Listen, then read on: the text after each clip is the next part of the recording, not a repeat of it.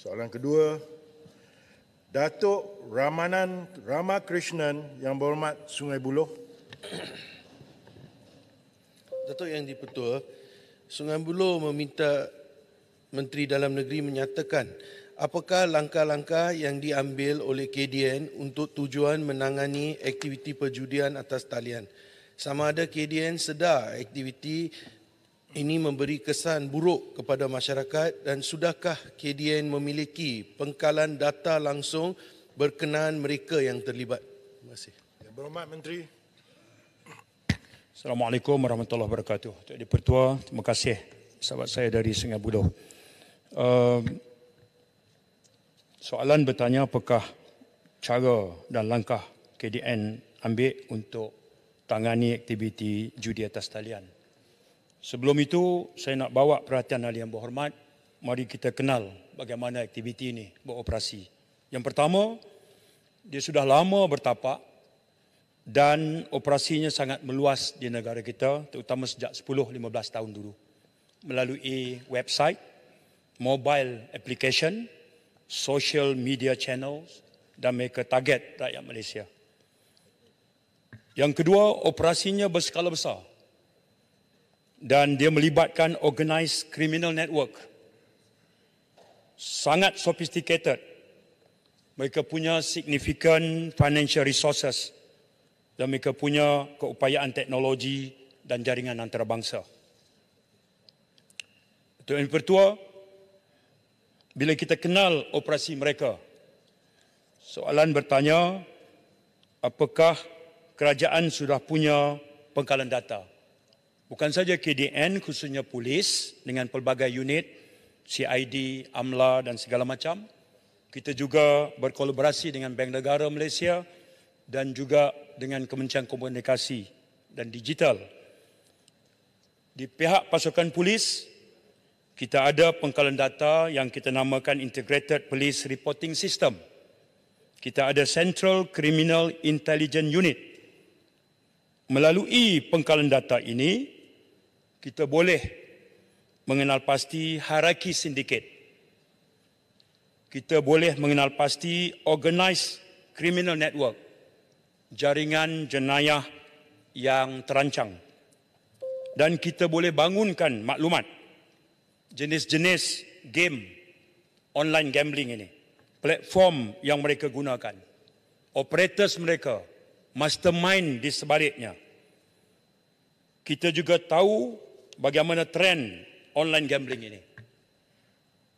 Websitenya, operatorsnya. Sedang saya jawab ini, Datuk Yang Di-Pertua, aktiviti ini sedang berlangsung. Ini contoh.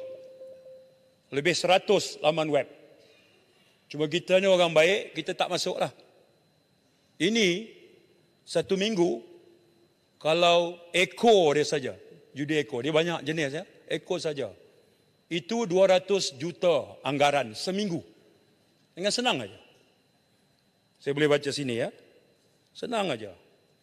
Dia punya nama-nama, saya tak maulah promo nanti sebab jawapan kita ni ditonton. Bukan nak promo. Tapi dia ada Mushroom Group, ada Winbox, ada My Game, ada The One, kita kenal. Polis melalui pengkalan data tahu bagaimana operasi, jenis-jenisnya. Baik. Kerana itu, apakah langkah yang kerajaan ambil?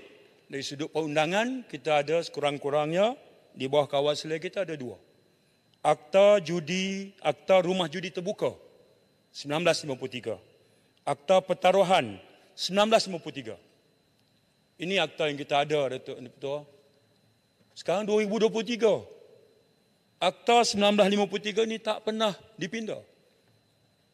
Siapa yang patut pindah? Parlimen. Ahli politik. Tapi pindahan itu tak berlaku. Ada usaha 2019. Tapi sangat perlahan. InsyaAllah saya akan bincang perkara ini dengan Muhammad Perdana Menteri Tambun. Sebab akta ini di bawah kawal selia Kementerian Kewangan juga. 1953, judi masa itu mungkin belaga ayam aja. Sekarang ini Datuk Ketua, judi atas talian. Akta yang kita guna pakai masih sama. Kalau polis nak ambil tindakan, mereka challenge di mahkamah, judi atas talian tak termasuk dalam akta rumah judi terbuka dan akta pertaruhan. Mereka menang.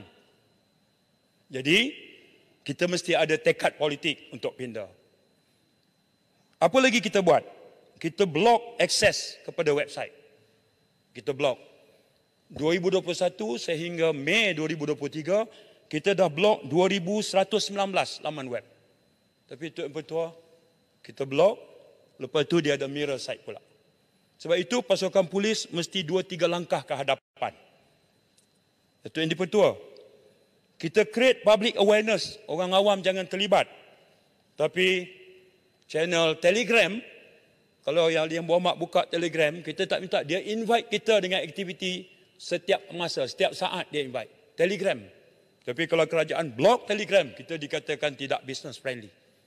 Ini ancaman baru bila kita sebut soal ini. Sebab itu, Datuk Yang di-Pertua, saya bagi jaminan tekad politik baru kerajaan baru ini. Pertama, undang-undang yang lama itu kita mesti lakukan pindaan dan lakukan segera, dia tak boleh perlahan. Yang kedua, pihak pasukan polis akan meningkatkan keupayaan kita untuk mengatasi perkara ini melalui pengumpulan data yang kalau kita kumpul data itu secara kredibel dan bila kita buat satu operasi itu targeted. Ya, dan kita harus punya azam politik untuk membenteras bahawa ini bukan hanya tanggungjawab the government of the day, tetapi tanggungjawab seluruh rakyat Malaysia yang tak mahu elemen yang merosakkan masyarakat ini bermarajalela. Terima kasih. Yang berhormat, soalan tambahan. Yang berhormat, Sungai Buloh. Terima kasih Yang Berhormat Menteri atas jawapan yang diberikan. Berdasarkan apa yang telah disampaikan oleh Yang Berhormat Menteri, ini membuktikan apa yang dikatakan oleh Yang Berhormat Tambun, Perdana Menteri, berkaitan judian atas talian ataupun online gaming ini adalah benar.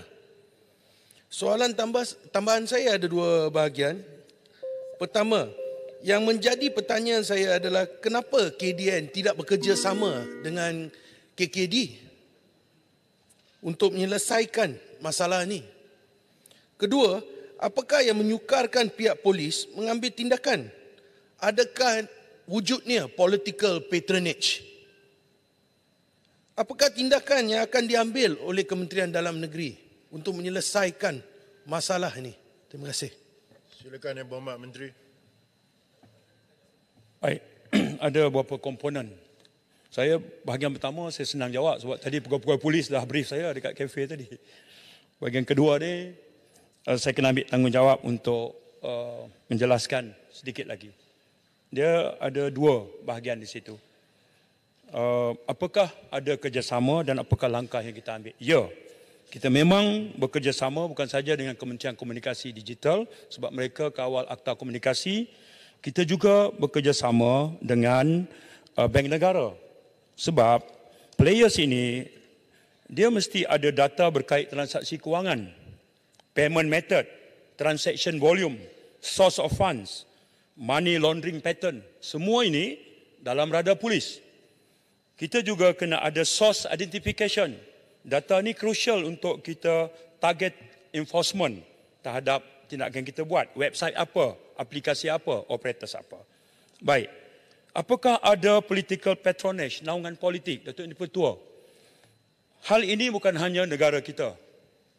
Satu dunia dengan ledakan teknologi baru ini berdepan dengan perkara ini. Tak kiralah Amerika ke Eropah ke, sebutlah. Untuk saya berdiri di sini mengatakan Malaysia ini aktiviti online illegal, online gambling ini bebas daripada political patronage, orang akan ketawakan kita. Ya, memang wujud elemen naungan politik ke atas players ini. Ada. Affirmatively ada. Datuk Yang di-Pertua. Dari situlah datang influence dan protection. Dari situlah datang corruption and bribery. Dari situlah wujudnya tipis political will untuk mengadakan dan membaharui tekad untuk memerangi perkara ini habis-habisan. Jadi pusingan dia adalah players dinaungi dan dia membalas dia punya political master. Political master melindungi dia supaya tindakan tak diambil. Contoh, maklumat dibocorkan. Contoh, polis faham sungguh-sungguh tentang pattern ini. Wujud. Sebab itu, saya imbas sewaktu Tambun pada peringkat awal menjemput elemen ini. Dan kemudian SPRM melakukan siasatan dan tidak ada maklumat yang korporatif. Tapi di peringkat pasukan polis, rada yang kita kesan dengan semua data yang saya sebutkan tadi, okay, ini memang memerlukan perhatian berat. Ya, bahkan kita akan tengok semak balik apakah wujud kelulusan-kelulusan baru, lesen-lesen baru umpamanya, ataupun wujud atau tidak naungan-naungan ini yang membabitkan orang politik tertentu.